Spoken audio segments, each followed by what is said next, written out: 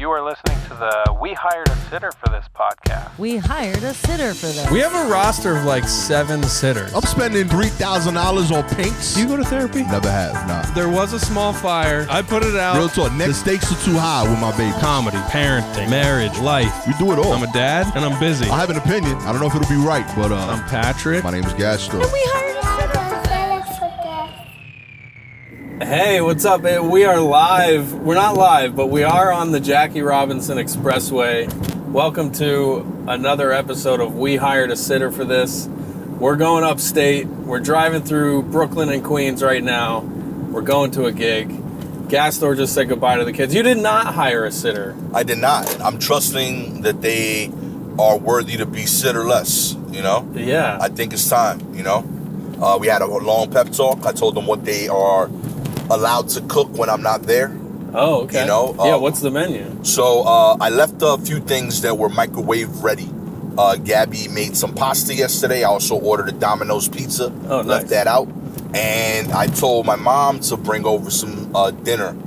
And it's 2:30 when I left them. They got to make it till 7 when Gabby gets home. Yeah. So I feel like that's enough. That's not too crazy. So it's like a 5.5 hour gap. Yeah. They'll be okay. I think they can manage that. Like there's a part of me that like I told Gabby this, but I didn't do it because I don't want to get into a fight with Gabby. Yeah. But there's a part of me that like was debating on not saying anything and just leaving, and wondering if they noticed. Right. Because I feel they're at the age where like they could do 7 hours of iPad. Yeah. You know, and my office is downstairs, so like they might have just behaved as if the illusion of dad was in the building. you know? Yeah. And I feel like that would have been better than telling them, hey, I'm leaving, you know. Did you ever have the urge to install like security cameras? Like, would you like to be able to like tap into the Ring app or something and like see where your kids are right now? Would you like to have that power? In there's moments where like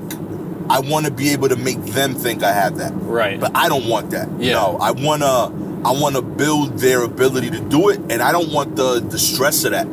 I feel like when you have that kind of access to information, it almost always works against you. Like, you know too much. Yeah. Hey, I don't want to know everything. Like, there's certain times where, like, on the rail, like, I'm actually happy they break rules. Yeah. I think that's important. Like, I'm willing to bet they already have, like, secrets. Yo, we did this thing, and we got away with it. Mom and dad don't know, but we're better for it as brother and sister. Right. You know, I think that's important to build those moments. I don't want to know that, because then as a parent, I have to correct it out. Yeah. And that's just as important as my parenting. In fact, I'd argue more so, because they're going to be around longer than I am. Yeah. And I don't think security cameras and like the Ring cameras, I don't think it's making us better. Like even the ones that catch thieves and stuff on people's porches, like there's something about that creeps me out more, that we are in such a surveillance state, like where you can, like, there's a camera on you at all times. Yeah. You know, like there's people dash cams too, like all that kind of stuff. It just creeps me out. And I think a lot of people do rely on it for their kids, like nanny cams and stuff like that, which I suppose is good. It's like good for the reason it's for, but once you start like keeping tabs on your husband or wife's comings and goings, or like what's your neighbor up to, or you know, I don't know. I can't think of all the examples, but I think for some reason I just don't like feeling like I'm being recorded when I don't know I'm being recorded. Yeah, I'll tell you exactly one time that I knew I wanted to get it, and then I knew I was wrong for getting it. I own my building. I throw out the trash twice a week. Yeah. And I throw it out the night before. Then the morning after, I have to pull in the trash cans. Right. There was consistently 1 to 2 bags being stolen from me. Like I would put it I would throw out the trash. Like bags of trash were being stolen? The new bag that I would put in yes. the bin after I throw out the trash. Yeah. So I'd bring in the bins. I put the new trash bags in at 7:00 in the morning. Okay. And then at 9 I'd walk out to like buy a sandwich, and one of them is gone. Yeah. And that, first of all, what is the desperation when you're just like, I don't feel like buying, I'm not going to buy garbage bags. I'll just go around town and just take whatever ones are available. Straight up. And Like, that's a lot of work. Yo, it was dedicated. And, like, he hit different people on the block. So, like, all of us were equally mad, but nobody was, like, the most mad, if you will. Yeah. And, like, I would tell my dad about it, and my dad's like, we getting cameras, Uh-huh. you know? And I'm like, yo, this first, thank you, but, like, this ain't your building. I got it. Uh-huh. You know, but, like, he kept saying it, and I was getting agitated. I'm like, hell yeah, I'm getting a camera. I'm going to spend $200 setting up a camera system for my building to protect myself from the depth of these 17-cent bags. You know, like, I was so infuriated. Were they the heavy gauge black bags? Yeah, and those are nice bags. They are. Those are really nice bags. It was quality. I'm not. I don't cheap out on my building. I get it. But man, like, I was so heated over this. And like, when I would talk about it, like, I talked about it at my deli. The corner store dude was like, yo, we should all get together. Yeah, we should look in. And I'm like, yo, neighborhood watch. Yeah, over this bag. Over household supplies.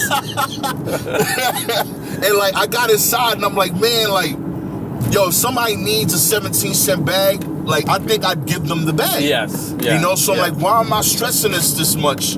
You know what I mean? So I just kind of let it go, and like, I just consider it like a local, like, donation. Yes. Like, this is what I give to my community. I give away roughly 2 to 3 bags a month. So you never did find out? I never found out. Wow. And that was the other thing. Like, when I was talking it over with my boys, like, I kept finding it, like, everybody was like, yo, when we find that dude, we gonna stomp him out. I'm like, we stomping out people over bags? Like, we gotta stomp them out and then put them in the bag to get rid of the body. Yo, we was so, and like, I had everybody really ready for this war. I'm like, yo, we haven't fought since we were kids, but like, I feel like we had better reasons back then. I'm fighting people over plastic bags being taken from my trash can. We're better than this as people. Yes. So and I feel like that. And did it stop? It still hasn't. It's gotten less or so. Yeah. Admittedly, the more I thought about it, I feel like it's someone that was in need. That, like, you know, like probably a local. I mean, maybe they're building a shelter out of it. Maybe, yeah. And you never know. Again, like, if that person would have came up to me and said, "Hey, I need 17 cents or I need a bag," while I was throwing out my trash, I would have just gave them the bag. Yeah. So why am I fighting it just because they're taking it at a different time? A, B, it's someone in my community that needs this way more than I do. Yeah. You know, and then C, like, even if none of that was true, like, imagine me having to tell my kids. You're the bag ranger. Real talk. I'm like, yo, I'm going to be in jail for the next 5 years. Why? I defended our plastic bags. You know, the honor of our family. Like, also, I'm willing to bet that when you talked it over with everybody at the corner store, that the local, like, tribal politics involved with that ancient ritual of talking things out with the community actually led to it being less of a problem. Yeah. Like, somebody told somebody, or somebody talked to who they thought maybe it was, or whatever. Yeah, I can see that. Somebody had a direct conversation at some point, and it just took care of itself. Yeah. Because that's one thing, too, is like, people want to snitch by showing the video clip of the kid stealing the Amazon package or whatever, instead of saying to the kid, like, hey, when you take that from me, that is a disrespect to my property or insecurity or whatever. Yeah. Nobody wants to talk to the person. Obviously, a lot of times they're not home when it's happening, but my point is that, like, in person-to-person accountability is way more powerful than snitching to the cops or to Facebook or whatever with the Ring camera footage. That's real talk. Anyway, I had a package stolen once from my stoop. It was actually the one of the Black Magic cameras that we've been using for, like, shooting video for our stand-up sets, and that's a big deal. That pissed me off. It was. I think I would track that person down. And I was close. I was doing it. So I called the cops. I placed a report. The company I got it from wouldn't give me the refund. When it was a whole thing. Yeah. While I'm waiting for the cops to show up to do the report so that I could hopefully fight it with my credit card. Yeah. The neighbors kind of hear what's happening. They're like, yo, what's going on? They're like, yo, somebody took Gastor's camera. And they're like, oh, word? And they're like, nah, it's the ones he uses for his comedy stuff. Oh, that dude's funny, yo, he's mad cool. And the community was mad because, like, this dude that's trying to do something different is being prevented from doing that right now. Right. and then the box just appeared. Yeah, Like that's just interesting. a day later, Yeah. it was beat up, but it was there. And like, It had a few hours of operation clocked on the camera, but hopefully they shot something good with it. yo, it showed up. It even had the DaVinci Resolve dongle. Wow. I was like, yo, you could have took that, but like, gave me the whole thing back. Yeah. But yeah, to your point, like the community like kind of defended me. Yeah. Well, that's a good story, and it's good to be in the car with you. I don't know. Who knows if this will be a successful pod? I got to keep us safe while we're driving, but I did want to update you on a couple things. Doing this podcast with you has improved my marriage. The that's results, awesome. The results are in. Hell yeah, I love to hear It's that. improved my marriage, but it's also applied some pressure. Oh, my fault.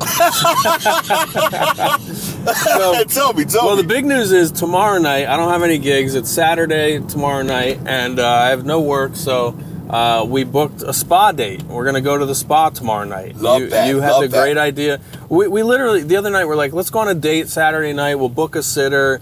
What are we going to do? And Ross is like, laying it on thick. She's like, I really like to be surprised. Spontaneous plans would be cool. And I'm like, yeah, I'll take her out dancing in the neighborhood. We like to dance. Go to an old restaurant we loved. And every time I thought about it, I was like, man, I got to figure out like something that'll feel fun, but close to home and whatever. And I just basically every time it felt like too much pressure to come up with a great idea, my mind moved on to thinking about other things. Yeah. And anyway, today she texted and she said, why don't we just go to the spa like Gastor suggested? And I'm like, yeah, that's exactly what we need because we're both exhausted. Yeah. We're both working too hard with stuff. And you recommended do a date that suits the mood. I think Yeah. is what you said. And our mood is exhausted, so we're going to go to Bath House in Williamsburg. Yeah, man. So Do thank it. you for that. I'm excited to hear that, man. You got to listen to your needs, and like. Or listen to We Hired a Sitter for This and listen to Gastor's ideas. Amen. I will tell you what your needs are. Yeah. And your rates are $100 an hour. So if anybody needs dating or marriage coaching, I just got you. reach out and he will just give you the best advice. Real talk. I'm prorated too, so like it's cost effective. You know what I mean? Yeah. It's a sliding scale. If you're newlyweds, you got to pay more because that's a mess. Real talk. I'm getting you through the tough times. No, I guess newlyweds they're happy. They're in that first year. It's the blissful honeymoon phase, I guess. Yeah, I don't it sans kids. Yes. I think with kids, it not that it's unhappy, but it's stressful. Yeah, so that's maybe your rate is higher if there's kids involved. Yeah. Because you can't be planning for a whole family for the couple's rate. It's different work. Yeah. Now I love to hear that, man. Sincerely, like I think that's one of the things that's lacking from a lot of male dialogue. Yeah. Like how to be happily married as a man, how to do it long term, how to do it in a way that also doesn't feel emasculating. Mm-hmm. I know like a lot of those things are important to dudes, and I think they're either scared to have those convos or don't have spaces to have those convos. Right. And I think it's important. It's one of, and it's admittedly one of the things that I don't hear enough of that our dads passed on to us. Yeah. Pardon me. Yeah, no problem. Yeah, I hear what you're saying, and yeah, I think it'll be not like you talked about getting your nails done. That's one I would have suggested too, because like yeah, I've gotten a pedicure next to her while she's getting her nails done and stuff like that. Yeah, like I think a lot of people would be like, I'm not doing that gay shit with my wife. I get it. And yeah, that's part of the challenge of being married is like staying connected in a way that suits you and your partner. Yeah, I get it. Like we grew up at a different time where those things weren't, the core cultural norms. You're right. But I got to tell you, your feet will be happier. Yeah. You know what I mean? Like, Yeah. yo, you can still be a gangster and have great feet, man. Yes. Yeah, if you're going to be wearing your gang colors and Timberland boots and getting up to no good in the middle of the night, you might as well have nice feet. Yeah, your feet deserve it. But do it to your comfort. Like, I don't paint my nails. I literally just do the soak and the heel scrub. Yeah. Get your cuticles trimmed. Yeah, like I do the stuff that I would have done poorly for myself. Right. You know, I have someone do it. It feels good. It's similar to like going to a restaurant. Like the Yeah. food tastes better because someone's preparing it for you, and they're experts at that. Right. You know, I'm able to do the basics, but like, you know, like I in a pinch I'll shape up my hair, but like if I'm on TV, I'm not doing my haircut. Yeah. Same idea. Yeah. So every now and then for a special occasion, you and the missus get together, y'all do that. Let her do the crazy toe design on her nails, and you just get your feet like massaged and soaked. Right. You know, you spent 40, 50 hours working that week. You will be happy you did it. And then the other thing was Tuesday night, we recorded a podcast episode. I think that one aired. Yeah, that the most recent episode. Yes, indeed. I drove you home, and you said, "Hey, I gotta make a pit stop because I gotta run a romantic errand." Yes, And we found ourselves at a flower shop at 10 o'clock at night. You had to get a couple bouquets for you. Who were you shopping for? So it was Gabby's birthday. So Gabby's birthday was the next day. I had a long work day, so I wanted to make sure that I preemptively let her know, hey, even though I'm busy, you're still top of mind. Yes. So I got her flowers, and every year I like to give her mom flowers as like, hey, thank you for raising this person that is the most important person in my life. And you usually sync that up with Gabby's birthday? With Gabby, yeah. Which is a really nice gesture because Ross and I talked about this when Franny turned 1. We remember feeling like it's great and all that it's Franny's birthday, and of course, happy birthday to her, but like that date feels so much more important to us than our own birthdays now. Big so time. Gabby's mom probably really appreciates that you recognize that that's a big day for her. Yeah, and Gabby's mom is a dope mom, and she has 5 kids, and Gabby was the first. So there's like a lot to that day for her. So yeah, I think it's important. I got into that habit a while ago. Like my boy Mark, for his birthday, I actually rarely get him a gift, but he had a barbecue every year at his house. Yeah. So I'd bring his mom flowers because it's like, I'm going to buy Mark a beer or something later. Yeah, but like, his mom like raised this man that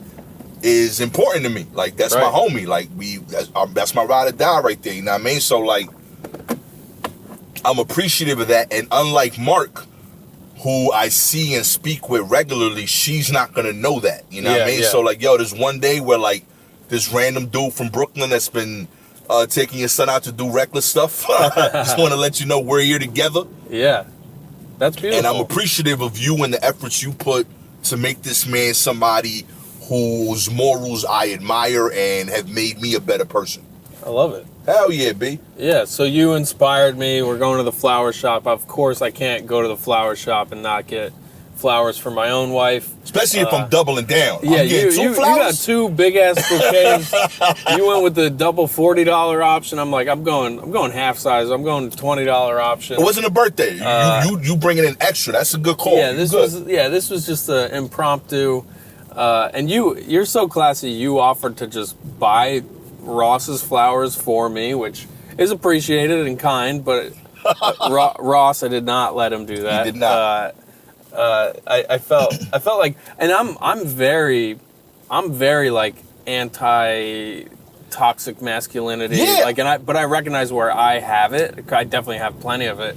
But for some reason, that was a case where it felt like, oh no guy is gonna buy my wife flowers under my name, but with his financial institution. Yeah, I gotta tell you, that surprised me. I was like, I thought I would say that, not you. I was like, oh, my boy P's modern. He's good. He's evolved. Nah, Patrick put his foot down. He's like, I ain't doing this. I don't know why. And like he said it polite, but in my head, I heard like, you ain't buying none of this shit, motherfucker. yeah, you watch your step. Watch your step. But like, nah, like, cause it wasn't even on some like, buy her. It's just I feel like you were giving me a ride home. I was just like well, there are times where my mind goes straight to like money, like, oh, the simplest answer to this money issue is that this person just pays for that and we just do that, and it's like simple, but then there's times where it's like, oh wait, there's like meaning behind that, and that I'm like, I can be a little bit too technically thinking and not thinking about the emotions behind a thing. Nah, I dig it. I fully get the reason you did it. I would have done the same. Yeah. But my offer was pure. Yes. No, hey, and You we're know all what I mean? family now. Yeah, B. I love this. This podcast, it's got a rotating cast of parental figures hosting it. So, yeah, it's all good. Real talk. 2025, we're going to get Gabby on the pod. That's going to be crazy. Yes. It's going to be a very short appearance because she doesn't do any of this stuff. Do you think, though, she's got feelings that, like, she seems like she's probably got opinions that she would want to put out there? Nah, not at all. She has feelings. She has opinions. I don't think she cares at all for, like, people seeing or hearing from her. She doesn't do all of that. And she probably has close friendships where she can express herself consistently. Yeah, like, and she did that earlier than me. Like, she's always been like that. Like, I've known Gabby as, like, she's always had, like, a best friend since, like, I can remember. And, like, she has people that she kind of connects with. She has, like, the girls' night where, like, her, like, the fearsome foursome that she goes to chill with. So, yeah, she has, like, her peoples that she vibes with really well. In some ways, I even say, like, she's gotten closer to my friends than I have over the last few years, too. So, like, even that squad. Women don't need a podcast. Women have friends. Hell yeah. This is how I'm telling you, comedy and podcasting is what's helped me evolve as a man. Yeah, you have to learn how to interface with other people, collaborate, share ideas, get vulnerable. Real talk, literally. And sometimes it's the opposite of all those, like, sensitive, touchy-feely things, and it's more often, I guess, like, sort of puffing out your chest and learning how to, like, kind of find your alpha way through a community or whatever and kind of be the biggest version of yourself. Amen. I think it's interesting. We growing, baby. I can't remember if I said this to you. I want to give all the Gastor updates I can think of in regards to wisdom you've dropped, and now that we're applying it in our home. The last one that I can remember, and I please stop me if I said this last week on the podcast, but Franny now has a Franny drawer in the kitchen. Yeah, we started talking about that. The drawer didn't happen yet. So we got raisins and snacks, different snacks we're going to put in the drawer that she's allowed to go in the kitchen whenever she wants. She can get her own snacks from this bottom drawer. And then the bottom of the fridge has her juice boxes that she can go get if she wants them. So now we have the control to say, if you're in there, it's only to go in your drawer or to get a juice box, etc. So I love that, because like now when you present it to her, she has things she could do that are positive. Yeah. And I would even list it as separate things. Yeah. So that it sounds like so many good things, even though they're all in the drawer. Yeah. You know, but like it sounds like more good things than bad. So she could like block out the bad. Anything that scares you, she's not even thinking about that. Yeah. I got juice boxes. I got raisins. I'm good. Yeah. And then we're trying to maximize the things she can do when one of us is in there. Like last night, I was cooking dinner. I picked her up from daycare. I'm cooking the dinner in the kitchen, and she stood next to me on her stool, and, you know, I narrated what I was doing and what things she, you know, don't touch the knives. That's for grown-ups. The knives and the open flames are for the grown-ups, and you can watch me and ask me any questions. And she had like a little snack she could eat while she was observing, and it was like, it feels very doable to like just tell her, just talk out loud about what I'm doing, and that's sort of enough at the moment. That's dope. I used to keep like the tougher plastic spoons, like from Chipotle or like Wendy's chili one, and like I would use those for her to like learn how to make PB&Js. Yeah. There was no danger. She could throw it out. There was no dish. Right. And it's something that like she felt like she was doing her own thing. And you know, they're horrendous at first. She doesn't know how to spread the peanut butter because it's too thick. Jellies everywhere, but like it's safe. Right. And she's doing stuff like us. Yeah. So she had like her own area that like we could kind of maintain, like, all right, this is where it's always going to be dirty. Yeah. But she did them. Now she a pro. And it was the thing that they both learned how to make first. Yeah, that's great. And it's healthy-ish, you know, like you can get like natural peanut butter, get some good bread, some like you could get fancy with the spreads, you know what I mean? Get like some orange marmalade, or like some cherry thing or whatever. Yeah. It go crazy, and she'll feel. What's the difference between preserves and jelly? I can't find preserves in my neighborhood, but I can find them in yours. That's the only difference. That's how I know. Like, okay, I'm in Bushwick now. All right. I go to that deli with all the vegan and fancy products by Tiny Cupboard. Oh yeah. I like that place. They make like a real good smoothie. You know, I almost killed my daughter with the smoothie from there though. Too much ginger? It had cashew as like the 13th product. Yeah. She's got an allergy? She has an allergy. Is that tree nuts? Yeah. Oh my God, that's scary. Almost took out the game, yo. Wait, so what does that mean? She took a sip and she took reacted? a sip of it, and like literally within 5 minutes, we was like, oh, we gotta go to the hospital. Oh my God. Crazy. Was it before your gig or after your gig? It was a random day. Like I think I brought it home. Like I was on the way home from a gig, and like I was hanging out at the crib, and like I was trying to do like introduce healthier food. So I brought like some vegan sandwiches, and I brought these smoothies. They had like protein powder and like fruits and vegetables and poison. So oh my God. yeah. She was so like scary. Like I felt terrible. I had to keep telling anybody at the hospital, like, yeah, it's me, I did it, I'm sorry. What does that look like when she has a reaction? Her breathing like gets tougher, like her throat closes up. Oh my God. And do you have like her an face EpiPen gets swollen. or whatever? Yeah, she got an EpiPen, so we did that. And we gotta take it to the hospital. It takes like 10-12 hours for them to tell us that you didn't kill your kid this time. Oh my God. So that just a lot of people telling you don't do this again, and they tell her, but then she tells them that it was my fault. So then they gotta all talk to me very like special needs-ish, like right. you okay? Like don't this ain't the job. But Whoa, that's really really scary. I'm glad everybody was okay. It worked out, man. It was on me, like I said, like but I will partly blame Seamless. Yeah. I clicked on the stuff to order so that I could pick it up when I got there. Yeah. And the smoothie had like 13 things in it. Yeah. And this was the 13th thing. So it was listed as like ... Right. So I ain't see it in the thing. I had she's allergic to cashews. She's allergic to cashews. Not ellipses. There we go, Oh man, it was scary. Only thing that made me feel better is that like we found out she was allergic like when she was like 3. Like Gabby did that. Yeah. Oh, you found out in a bad because she ate one. Gabby gave her like a cashew, and she like instantly swelled up. Man. So I was like, all right, cool. I messed up too, but like you messed up first. Yeah. And like I'm like we're in this together. We both, we both good parents with a bad day. We had a similar thing with that when Franny was like only 3 or 4 months old.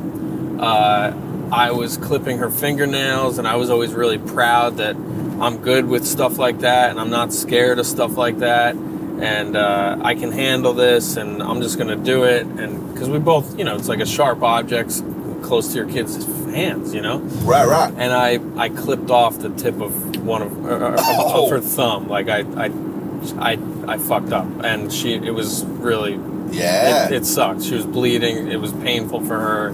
And she's so tiny, and it's like scary, and like I remember thinking like, she's bleeding so much. How much blood does she even have? Like she's so tiny. Like, is there enough in there?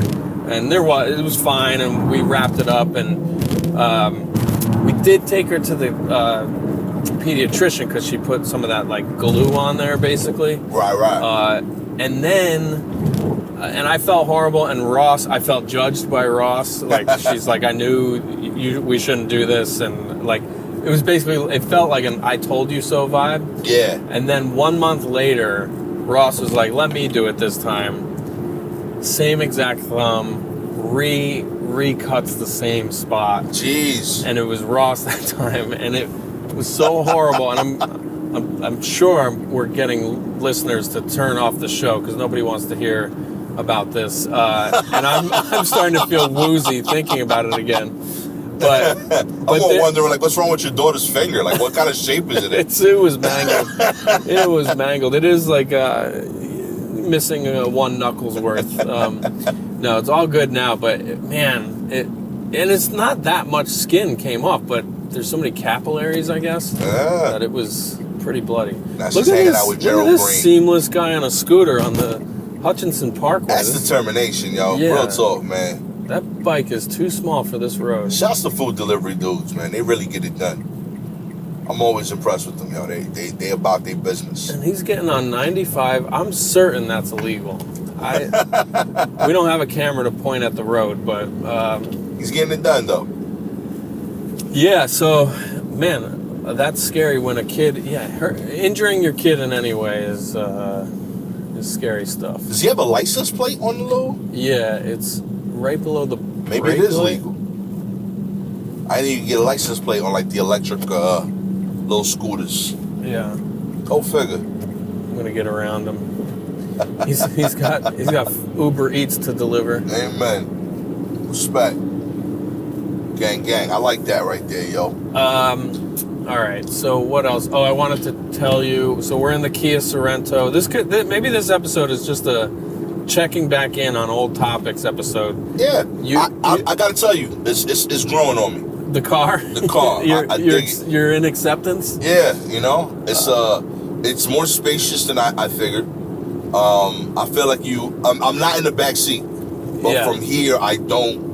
I would have thought you oversold the bacon food situation. Oh yeah. No, that's under her car seat. If we go under her car seat, we'll find a treasure trove of fossilized foods. There we go. We got snacks for later, baby. Yeah, you know what I mean? Goldfish from 3 seasons ago.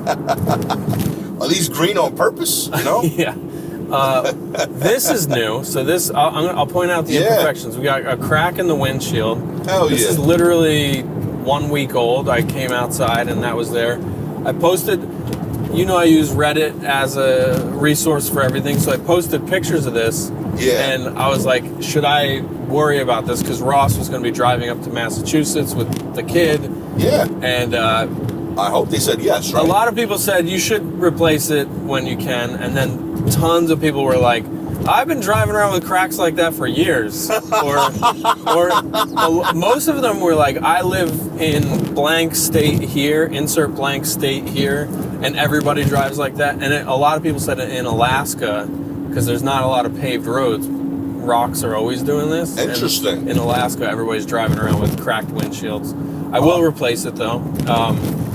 So that's one thing. Check engine light is on. Nice. And that's only because we got a muffler or something in the exhaust system sets off a sensor. Like basically it's a leak in the exhaust system.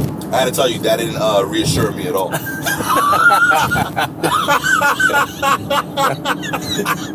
So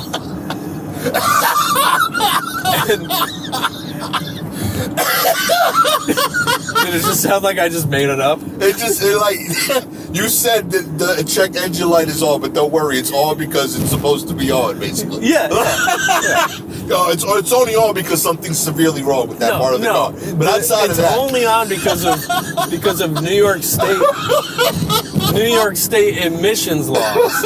It's the emissions laws keeping us down, holding us down. my car believes in itself, okay? Yeah. And then the light above that with the exclamation point, that just says one of the tires pressure is low. Right. But again, that's not true information because the tires. Your car's giving you fake news? Yes. Because one of the tires. That's great. One of the tires valves doesn't have the computer chip that sends that pressure information to the car because of how I replaced the tire once. Okay. So because that pressure sensor isn't in that tire, it just always gives this alarm now. Gotcha. So the tires are fine, I think. Oh man, that was gold. So that's yeah, fake news. This car is sponsored by Fox News. But if you were driving, you would feel all sorts of fun stuff, like this steering wheel kind of slightly pulls, like the alignment is slightly off. So you're basically always steering, even when you're trying to go straight. But with all that said, we're gonna make it up to Hyde Park. We're going to the show. Oh man, it's gonna be great. Do you feel safe? I feel safe adjacent. Oh, I have one other light to point out. Okay. You probably can't see it from there, but next to the gas gauge, there's a airbag light on. Okay. That basically says the airbag does not work anymore. Okay. But I don't know for which side of the car. So it's either me or you or both of us. Okay. If we hit a brick wall, Rochambeau, baby. this could be our goodbye. Oh man, we are doing modern day version of Stan right here. You know what I mean? Yeah. I dig this. I like that. I heard Eminem is going to produce a film about Stan. Oh, yeah, or I did see that. a documentary about Stan. Like a documentary about like super fans. Mega fans. Yeah. Have you ever been a mega fan of anybody? Did you ever follow somebody very closely? I have people that I've been a fan of their work for sure, but I don't think I've ever been a mega fan of anybody.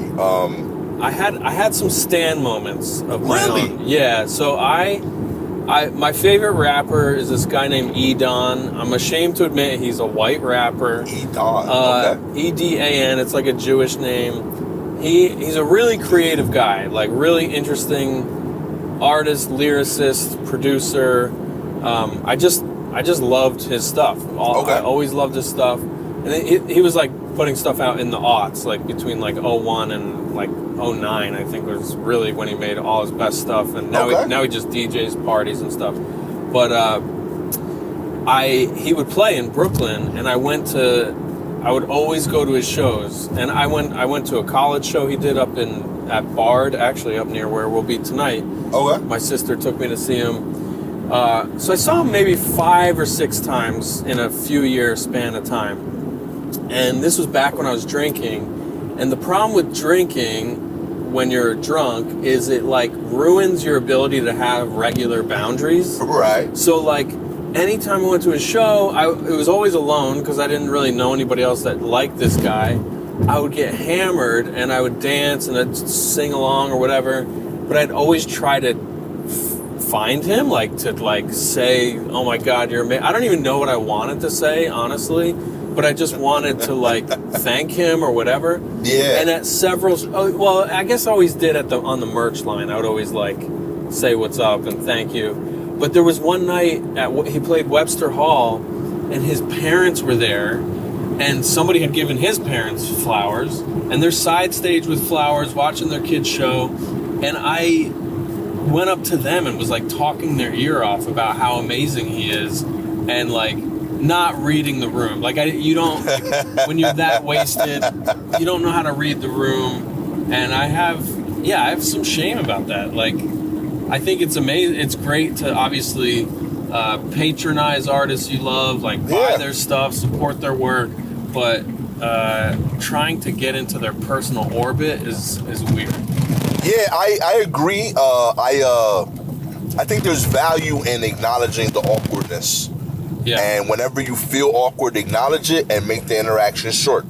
You mean as the person fan? On the receipt? Okay. Yeah, I'll be like, "Hey man, just want to say I'm a big fan. Sorry if I'm being weird. I don't normally get to meet people whose work I admire, man. I just want to say I rock with you. Peace." Yeah. And step away. Yeah. That'll get you the story of saying you met them, and you didn't make the person feel weird most times. Yeah. I feel like I didn't have these things for a few reasons. One, I grew up being a New Yorker. I think gives you access to a lot of cool. Yeah. And I'm not in the sense that you're a little more savvy too. Yeah, there's a lot of things that for example, every single one of my favorite hip hop artists were from where I was from. I could go see where that video was shot. Right, I could touch those places. So a lot of that these people are bigger than life thing kind of goes away. And then right after high school, I worked with some of my favorite hip hop artists, And I got to see them as regular people, which was really like important to me. Yeah. I got to see their struggles, got to see them work on their art and try to reach goals. Some succeed, some fail, and it made them human to me in a way that I think was really important for me as a person. But also, like, I got to see the other side of it. I got to see people be weird to them, and I was like, oh, I never want to do that if I meet someone else. Yeah, like you want to be cool. In short, like yeah, it was just odd. And then there were people that like I thought were masterful, that were like very good at like having a long normal dialogue, and I learned a bit from that. But it's a skill. But overall, like, I definitely think a lot of people get it wrong, but it's not most people. I think most people actually like they're saying the right things, and even if they're a little weird, I think the artist kind of just gets like, hey, I appreciate you coming out, and this is an odd situation, you know, so it's okay that you're a little weird. I just appreciate your energy. I'm thankful that I wasn't weird often. I could think of like times when I think I was close, but again, I don't think I felt that level of like, oh, this is like the God or something for me. Yeah. So it kind of eliminated a lot of that for me. I just be like, oh yeah, that person's dope. Yeah. Like my favorite rapper is Nas. I think if I met him, I'd be like relatively like quiet. Yeah. During that interaction, just because I wouldn't want to embarrass myself. Yeah. By the same token, maybe I get less from that interaction than other people like yourself. Yeah. You know, so there's a trade-off to that, but well, you also, I mean, they do always say that thing of like, don't meet your heroes. Yeah. Which it could mean, you know, because sometimes they suck, but also it just usually means like, because they're not everything that you've built them up to be in your head, you know? Yeah. So like, it'll feel crummy if they're like not the person that you built them up to be or whatever. Like one of the things that threw me off, every single person I've looked up to, whether it's like an athlete or an artist, something that threw me off that I realized kind of highlights what you're talking about, they're always shorter than I thought. Oh, yeah. Always, like I'm like, size-wise. yeah, I'm like, oh, you're like 5'6". Yeah. You know, and like in the video, you look larger than life or whatever, you know, and I get it because your music is significantly like important to me. They're shooting you in a certain way that makes you look all powerful. Yeah. And like, I'm like, yo, you fit. Prodigy was a little dude. Like, you know what I'm saying? Like, Allen Iverson, another dude. Like, I'm like, yo, I'm taller than you. Yeah. You know? Beyonce. Yeah, like they're pints. Yeah. You know, so yeah, like they're regular people, and I think that's important to remember. But in turn, I also think it's kind of what's dope about what we're doing. Like, if you are able to reach those heights, it's kind of incredible to like think that like, yo, a dude that like has to wipe their ass is still capable of reaching those levels with certain people. You know, like, yeah. I don't know. I feel like I like to remember that like at some point, Beyonce has phlegm. Yes. You know, like she got like a booger, you know, like, yeah. You know, and I think that's like Jay is like, honey, you have, he's like, give the thing. You know what I mean? Like, no, but I'm Beyonce. He's like, no. Nah, be that broccoli's in your teeth, yo. Yeah. Get that shit cleaned up. Beyonce every now and again has some stinky ass farts. Yeah. Like she is so gross sometimes. She got eye boogers every morning, I promise you. Yeah. You know, and it's important to remember that. They're people. Yeah. And it lets you know, like, hey, like when you're in their presence, enjoy them, appreciate the work they've done, and let them know that. That's dope, like sincerely. Yeah. But don't make them larger than life to you either. Right. And by the same token, like that should be motivation to you to know that like a regular ass person made the thing that you're in love with. Yeah. You can make crazy shit like that and be that to someone else. And speaking of phlegm, though, that you know those little pet peeves you have about your partner that like they will always drive you crazy, but you learn how to accept them. Yeah. Poor Ross, and you've experienced this with me now. I feel like I always have a little bit of phlegm in the back of my throat, and I'm always clearing my throat, and it won't go away. And I'm like, I think I need to do real research on like certain liquids or temperature of liquids or rituals I should be doing to warm up my voice before I go on stage or before I'm even home. Like, if Ross has to hear me go like one more time in her life, she will fucking tear my head off. Like she cannot handle it anymore. Do you guys have any pet peeves about each other? For sure. And how do you handle them? And do you have any that you're just straight up blunt with the other person about that you hate? Nah, Gabby's annoyance for me would be her indecision on what to eat for dinner. Yeah. She makes everyone else's food, but never wants to eat what she cooked. Yes. And she doesn't know what she wants until like about 1 a.m. when everything closes. Right. I feel the stress of that as a man and as a provider. Yeah. So I'm like trying to problem solve that from like 3:30 in the afternoon. Like I'm constantly just asking her, like, you're that meme of Beautiful Mind, like looking at the chalkboard with all the equations. Real talk, like, just trying to figure out what to put in your wife's. Dude, I'm just constantly like looking at like, all right, we had this yesterday. This was the day before. Yeah. She's planning on making that, so she don't want that. She had something sweet earlier for breakfast. Right. And then like I'll present the options. I see what's local, and then I got a plan with what's locally around me at the time. Like maybe I'm coming from a show in the city or from downtown Brooklyn. That changes what's available to me on the ride home. Right. Yeah, like it's been 15 years, B. I can't crack the code. I never know. I never get it right, and that's hilarious. It is what it is. Like I've accepted it. Like, all right, listen, this is my cross to bear. I gotta feed this lady. Yeah. The one advantage that's come from it is she really, like, long-term wants to leave New York. Oh, really? Yeah, like, she wants to go to somewhere warm. Interesting. She would love to go to Florida, but understands that, like, because of what I do, that's not ideal. Right. So she's, like, cool with, like, L.A.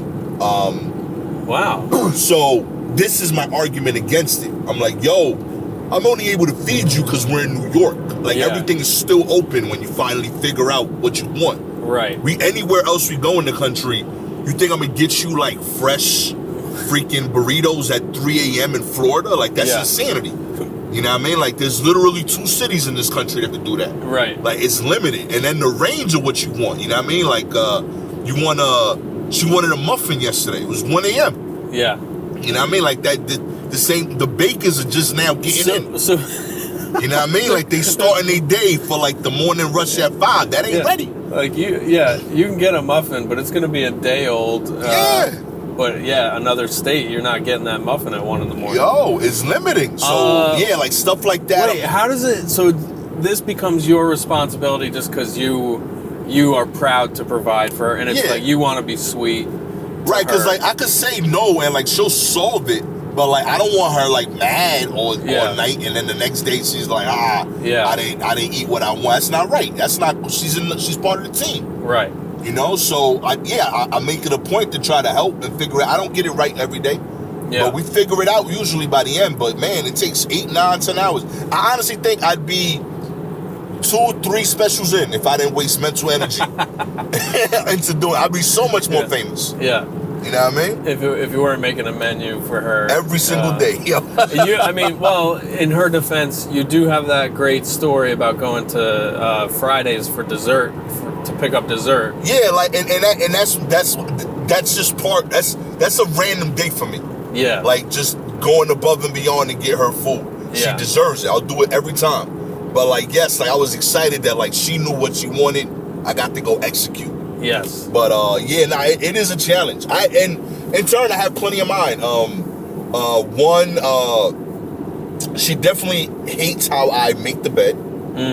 I think I make the bed fine, but I know I don't make the bed the way she does. You're not tucking the corners. Yeah. You're not a corner tucker. Listen, we're going to be back here in a few hours. Like, who's the show for? What? I mean, who's rating this? Like, we fine. You think the drill sergeant is coming in to check everybody's beds? Yo, like, you know who the boss is? It's us. Like, real talk. Don't tell me. Don't tell you that we didn't do it up to par. Yeah. You know what I mean? We'll pretend. Let the kids think we're doing this the same way we telling them. And we fine. But I don't want to do what they doing. That's crazy over there. What you got them doing? I have a laundry related one. I mean, I guess that's not laundry, but I love like after a long day, kicking off my shoes and taking off my socks. Okay. And just letting my dog's air out, you know? Amen. And I will admit that sometimes I just leave socks wherever I took them off is where they stay until she picks them up. And she hates it. She cannot stand random socks around the house. Yeah. Which I don't like it either. If I see her socks, I'm like, what's her problem? You know? I definitely, after the kids go to bed, I pretty much like use the living room as my closet. Yeah. So like my coat will go there, my pants, my shirt, and I'm in boxers and undershirt in the living room. In the chair. In the chair. So like when she wakes up, she just sees my whole outfit. That definitely annoys her. She's like, you're literally a room away. Like, and you go to the room. Yeah. That's a valid argument. I told her, I was like, listen, like you're right. I'm already on the way to the room where I could just put the stuff in. I hear you every night. Do the kids have their own rooms? Yeah, both kids have their own room. And then you and her have a room. And then we have our room. They have their own hamper, so they do their own laundry. Yeah. That's going to be huge. Yeah, it's clutch. Like, it took some time. It cost me a little extra because we had to do the pod thing. Yeah. For like simplicity's sake for them to learn, but it's paid off, man. They're able to do every chore. At this point, low key, they do the whole house. Yeah, yeah. Gabby does the whole thing over because she's like a neat freak. Yeah. But they're able to do everything. They clean the bathroom twice a week. Yeah. They do their own laundry. They have to maintain it. They got to do clean and folds. And how many bathrooms do you guys have? One full one. It's upstairs, but like the one in my office, you're seeing, it's a scary looking toilet and hand wash. Like, yeah. But so it's an option. It's an option, yeah. So it essentially just becomes where me and Aiden go pee. Yeah. You know, that's the men's room. Yeah, exactly. That I can see becoming a problem for us. The older Franny gets, we have one bathroom, no other options. Unless, if it comes down to it, and I've admitted this to Ross, there have been times I've relieved myself in the kitchen sink. Just because there's no other option. That's taboo, man. Should I not have said that on here? I think it's great for everyone to know not to eat at Patrick's house, you know? I mean, this is one bedroom living, man. Amen. We're like in a tiny house on the prairie is what it is. So we got to do what we got to do. I would tell you. So I when I got sick and I was in the hospital, I actually took the little like piss thing they give you. The catheter? Oh, like do it in the bed? Yeah, there's like not in the bed. There's like a bottle that like and like they clip it next to the bed, so you can stand up and pee without going to the bathroom. I just took one of those home. That's pretty nice. Straight up, so I pee in that whenever like the bathroom's taken, and then I could dump it in the toilet. I did wish I had one of those for the car for a gig. I was doing Comics Roadhouse in Connecticut, which is like at the end of Connecticut, at the end of I-95 in Connecticut. And did you ever work for them? I don't think so. The booker is a very gruff person. The way he communicates by email is a little scary. And I was emceeing this showcase, and I texted him. I was like, "Hey, I'm in bumper-to-bumper traffic on 95. It's going to be close." Okay. And he was like, "Just get here. You're emceeing. Show starts in an hour. GPS says 1 hour." And I got to piss more than anything. So not only am I stuck in traffic, but I want to stop and go piss. But I had an empty muscle milk bottle because I have massive muscles. And, I got to feed them. This was during a time when I was like, well, if I'm going to eat junk food all the time and I want sugar constantly, at least I'll get something that says it's healthy or whatever. Yeah, I do a muscle milk on the road. Yeah, so I was drinking the muscle milk bottle's empty.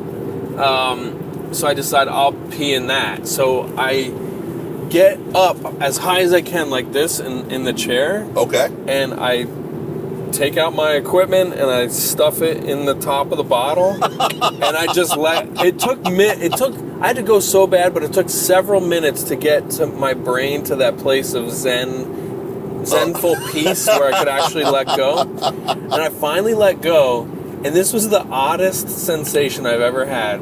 I'm going, and it feels like such a relief. And what are those bottles? Maybe 10 ounces or something? Like 12, yeah. So all of a sudden, the circumcised head of my penis, which we covered last week, Okay. is immersed in hot liquid. Okay. And basically, the piss was going to start coming out of the bottle if I didn't stop because I filled it so quickly. I didn't know we had that much piss in. I never measured it. Yeah, I always assume, I get dribbled, but I always assume once a day I'm going to do a 20 ouncer.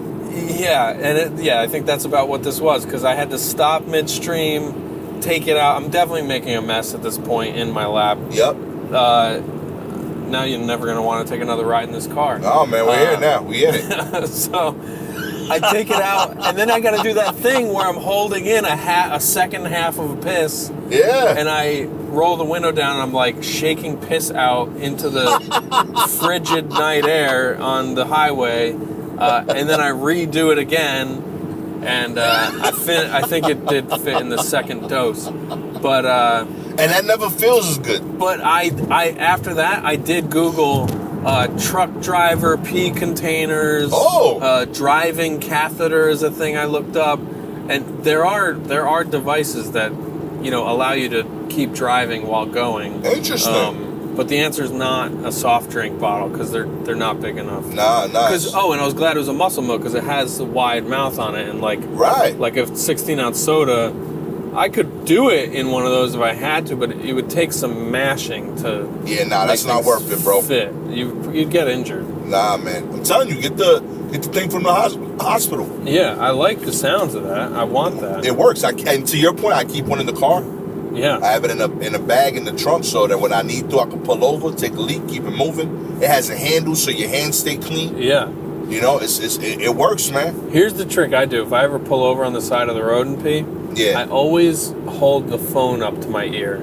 So people think I'm just standing talking root talk or car trouble. But really, I'm defecating on public land. That's how you do it, baby. I like it. You ain't want to be a stand-up comedian before this, huh? You know what I mean? Now y'all do. Y'all know what it takes. Yeah. This is the real, okay? A lot of peeing in cars. The road hacks. That's a funny web series named Road Hacks because you think it's, hacky comics, but it's about, shortcuts and hacks. Oh, yeah. I'm sure somebody's already doing it. Yeah, like there's like a list of like hotels that like they don't check. Oh, for breakfast? For breakfast, that's vital. Yeah. Just walk in. Have you done that? I haven't because I've thankfully been able to stay at places where like it's done, but I know of them. Yeah, I'm not. And I see why it would work. I'm just not like brave enough to just go for it. I mean, that I'm not worried about. It's just I thankfully haven't had to, but I do it on some dare shit. Yeah. It's also not the best breakfast either. Yeah, it's pretty limiting. You know what I mean? I feel like they're like smart though. They'll spend the money on like one brand. Yeah. Like it'll be like off-brand cereal, but they'll have like Chobani yogurt. Yeah. Just to be like, look, like this is official. Yeah. I dig it. I learned how to make waffles at a hotel from like a little kid. Yeah, the waffle station is always the line's always backed up. Yeah. And that batter is just so good. It's beautiful. You eat it and you just know that nothing is good is coming from this in my body, but the enjoyment. They give you healthy options usually though. You usually get like some boiled eggs. Yeah. You get like a pre-made omelet. Yes. Yeah. They usually got some cereals. The milk variety isn't that crazy. But and you usually get like Greek yogurt and some water. A lot of them get the fruit thing because it's a cheap thing. And they got green bananas. The bananas are never ripe, but you could take them for future use. Yeah. Tangerines I've gotten lately. I like those. Clementines, I'm certain eventually we will work the road, do some overnights, so we can delve into the breakfast scene of the Holiday Inn Expresses around the country. I'm looking forward to that. It's going to be fun. But for now, thanks everybody for tuning in. I have no idea how this will sound or look, but if you enjoyed it, Let us know in the comments. Do you ever say stuff like that on your other podcast? Let us know in the comments. Subscribe and like. I have no idea if people are even listening or watching. So please do. Let us know if you're enjoying it. We didn't die. I think that's a positive. Well, we do have 1 hour and 4 minutes to go. So far, you're right. But yeah, thanks everybody. Peace.